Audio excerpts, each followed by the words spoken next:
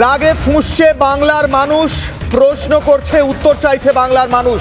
শুভেন্দু অধিকারীর আত্মসহায়ককে গতকাল খুন করা হয়। চন্দ্রনাথ রথকে লক্ষ্য করে 4 রাউন্ড গুলিতে ঝাঁঝরা হয়ে যান চন্দ্রনাথ। ঘটনাস্থলে সিআইডির তদন্তকারী অফিসাররা। আজ ময়নাতদন্তের পর দেহ তুলে দেওয়া হবে পরিবারের হাতে।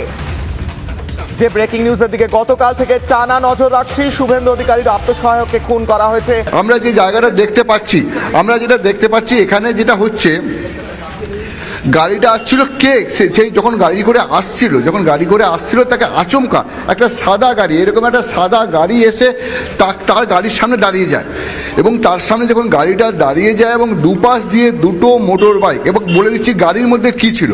গাড়ির মধ্যে যেটা ছিল, গাড়ির মধ্যে সামনের সিটে বসেছিল ড্রাইভারের পাশে বসেছিল চন্দ্রনাথ রাউত বা রথ। এবার যখন আসে ঠিক তার পাশ দিয়ে যখন একটা সামনে দিয়ে একটা গাড়ি এসে আটকায় এবং দুপাশ দিয়ে দুটো মোটর বাইক আসে,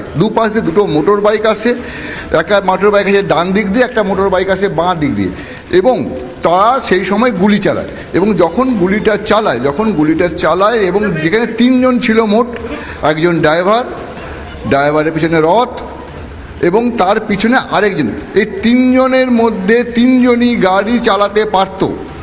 তখন হয় কি, যখন ও লুটিয়ে পড়ে, মাথায় যখন গুলি লাগে, লুটিয়ে পড়ে, তখন ড্রাইভারের গায়ে গুলি লাগে, তখন পিছনের জন্য যে বসেছিল সে সামনে এগিয়ে এসে গাড়িটাকে নিয়ে এই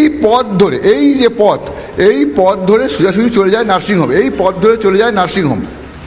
তারপর যেটা করা হয়, নার্সিংহোমে নিয়ে যাওয়া হয় এবং পরে দেখা যায় এবং গাড়িগুলো, মোটর বাইক দুটো প্রচণ্ড গতিতে বেরিয়ে যায়। সাদা গাড়িটাকে পুলিশের সিআইডির একটা সোর্স থেকে আমরা খবর পাচ্ছি, এটা এমনটা দেখা গেছে প্রায় 3 থেকে দুপুর 3টে এবং 3:30 সময় ওই এখান থেকে কিছুটা দূরে, প্রায় 1.5 কিলোমিটার দূরে স্পট করা গিয়েছিল, দাঁড়িয়েছিল বলে।